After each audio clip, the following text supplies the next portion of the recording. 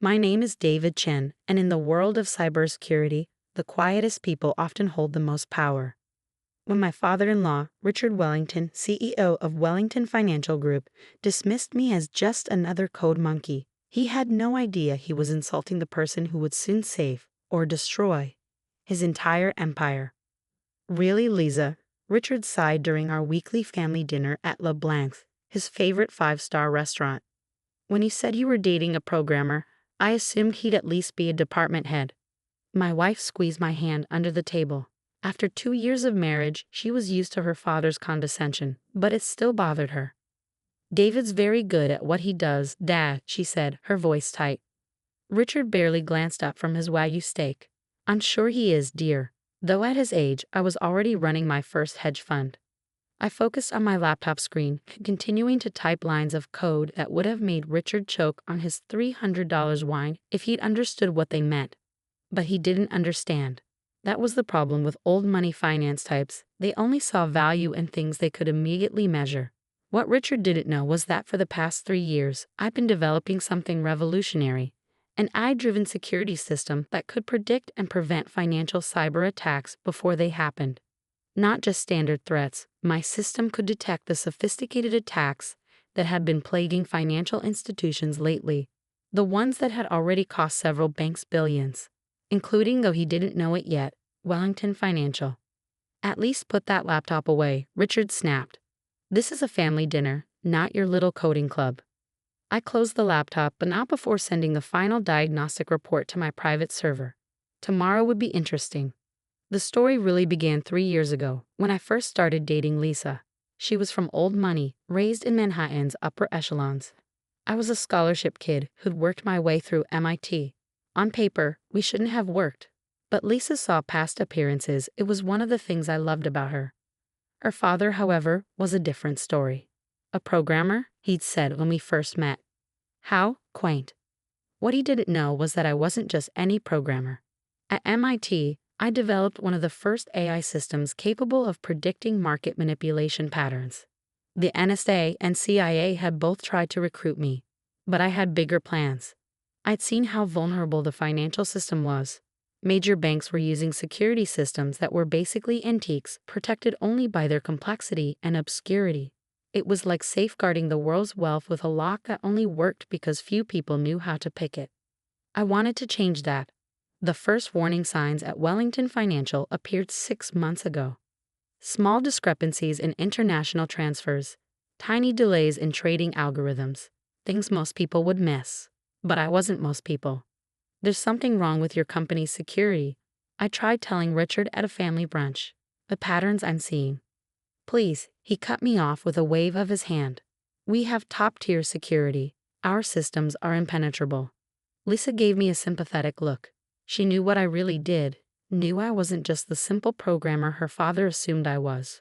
But we'd agreed to keep things quiet until the right moment. That moment was approaching faster than anyone realized. 2 months ago, I detected the first serious breach attempt at Wellington Financial. Someone was testing their defenses, probing for weaknesses. The company's security team missed it completely. I spent nights tracking the attacks, mapping their patterns, using them to refine my own system. Lisa would bring me coffee at 3 a.m., watching as I turned the attacker's methods into learning opportunities for my AI. You should tell Dad, she said one night. His company's at risk. I shook my head. He wouldn't believe me. Not yet. Last week, everything accelerated. The probing attacks became more frequent, more sophisticated. Wellington's stock price started showing microscopic fluctuations, invisible to most, but clear signals to someone who knew what to look for. I called an old friend at the SEC, sharing my concerns anonymously. They launched a quiet investigation. Then yesterday, I received an email from Thomas John, head of security at Global Investment Partners, Wellington's biggest rival. He'd heard rumors about my system, wanted to meet.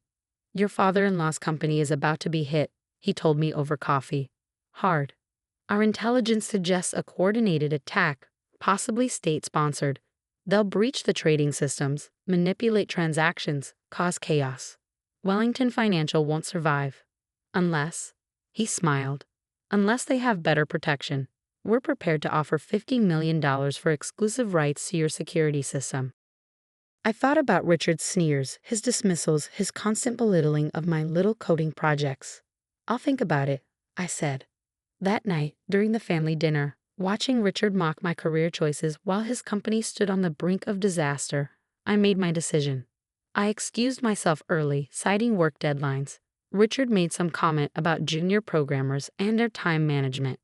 If he only knew what those extra hours were really for. Back in my home office, I made 3 calls. First, to my lawyers, confirming everything was in place. Second, to my team, brilliant programmers I'd recruited secretly over the past year, each one as underestimated as I had been. Third, to Lisa. It's starting, I told her. Are you sure you're okay with this? Dad needs to learn some humility, she said firmly. Do it. I began the final preparations, knowing that tomorrow morning, Richard Wellington would learn exactly what kind of programmer he had in his family, and exactly what that was worth. The attack began at 9:17 a.m., just as Wellington Financial's trading day started. I sat in my home office, multiple monitors displaying real-time data feeds, watching the sophisticated cyber assault unfold exactly as I predicted. The attackers were good, better than good. They slipped through Wellington's defenses like ghosts through walls. At 9:22 a.m., my phone rang. Lisa. Dad's having an emergency board meeting, she said. The trading systems are going haywire. They can't stop it. I pulled up the Wellington Financial stock price. It was starting to fluctuate wildly as the attackers manipulated trades, creating chaos in the markets. At 9:45 a.m., Richard Wellington finally swallowed his pride and called me. David, he said, his voice strained. Lisa suggested, she said you might be able to help. I smiled at the effort it must have taken him to make that call. I'll be there in 20 minutes. We don't have 20 min. 20 minutes, I repeated firmly. And Richard? When I arrive, you'll need to give me complete system access.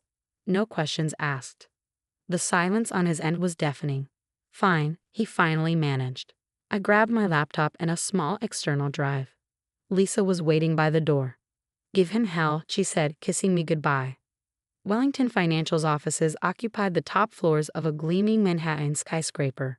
When I arrived, the place was in chaos. Traders were shouting into phones, tech staff ran between workstations, and the board members looked like they were witnessing a slow-motion car crash. Richard met me at the elevator, his usual imperious manner cracking under stress. The attacks are accelerating, he said, leading me to the main security room. We've lost control of half our trading systems. The SEC is calling. Our stock is in freefall. The security team looked up as I entered, 6 highly paid experts, all helpless against this attack. Their screens showed the devastation in real time. Systematic breaches of every security layer they built. I sat down at an empty workstation and plugged in my external drive. What are you doing? The head of security demanded. You can't just. He has full authorization. Richard cut in, the words clearly painful to say. I began typing, my fingers flying across the keyboard. First, a diagnostic scan using protocols I'd spent years developing. Within minutes, I had a complete picture of the attack. They're not just stealing, I announced. They're destroying. Corrupting core databases, inserting false transactions, undermining the entire system's integrity. Can you stop it? Richard asked. I turned to face him. Yes. But first, we need to talk about terms. His face reddened. Terms? The company is under attack. Exactly, I said calmly. And you need to understand exactly what you're buying before I save it. I opened my laptop, showing him the presentation I prepared. This is my AI security system. It doesn't just stop attacks. It predicts them, learns from them, evolves faster than the threats themselves. Global investment partners offered me $50 million for it yesterday. Richard's eyes widened. You're blackmailing me, now? No, I corrected him. I'm offering you the chance to understand what a junior programmer is really worth.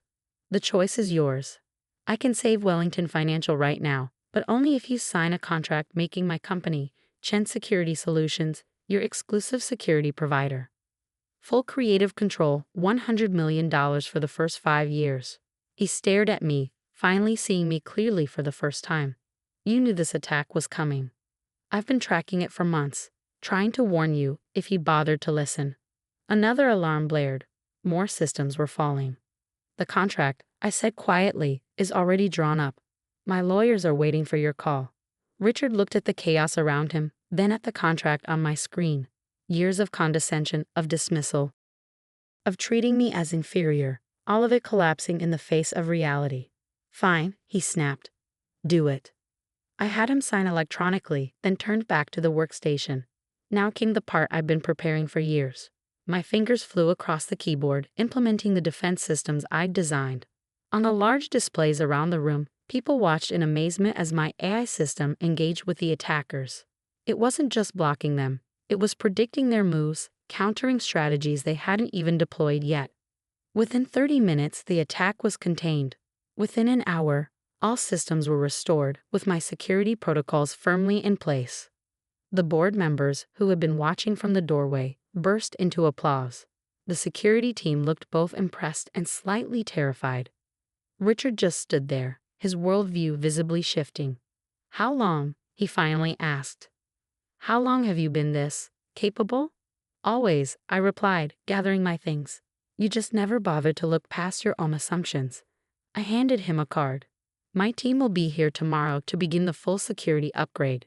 Try to be more welcoming to them than you were to me. Some of them are just programmers too. The next few weeks transformed Wellington Financial. My security system became the talk of Wall Street. Other banks, seeing how we'd repelled an attack that would have devastated most firms, began calling. Richard's attitude underwent its own transformation. The sneers disappeared, replaced by something approaching respect. At family dinners, he actually began asking my opinion on technical matters. Lisa found it all highly entertaining. You should see how he brags about you to his friends now, she told me one evening. My son-in-law, the tech genius, as if he'd known all along. Today, Chen Security Solutions protects over 40 major financial institutions. Our AI system has evolved beyond even my original vision, learning and adapting to new threats daily. The junior programmer now runs a billion-dollar company. Richard still hosts those weekly family dinners at Blanc's. But now, when I bring my laptop, he doesn't complain. Sometimes, he even asks to see what I'm working on. I keep the original contract framed in my office, the one he signed in desperate need, finally recognizing the value of what he'd dismissed for so long. Next to it hangs a note Lisa gave me the day after I saved the company. Sometimes the quietest people have the loudest impact. She was right. In the end, I didn't need to shout my worth from the rooftops. I just needed to wait for the right moment to demonstrate it. Success, like good code, doesn't need to be flashy to be powerful. Richard learned that lesson the hard way.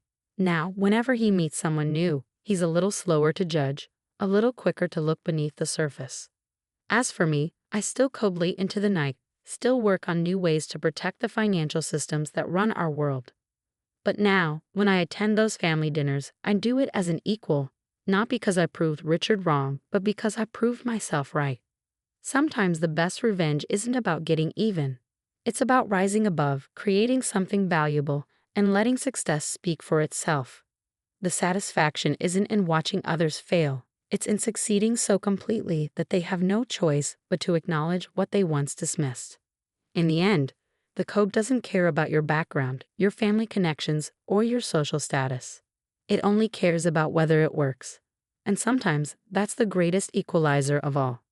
Last week, I overheard Richard talking to a friend at Blanc. Never judge someone by their title, he was saying. You never know, that quiet programmer in the corner might just be the most powerful person in the room. I smiled and kept coding. After all, there are always new threats to predict, new systems to protect, new challenges to overcome. And somewhere out there, another underestimated programmer is writing code that might just change the world.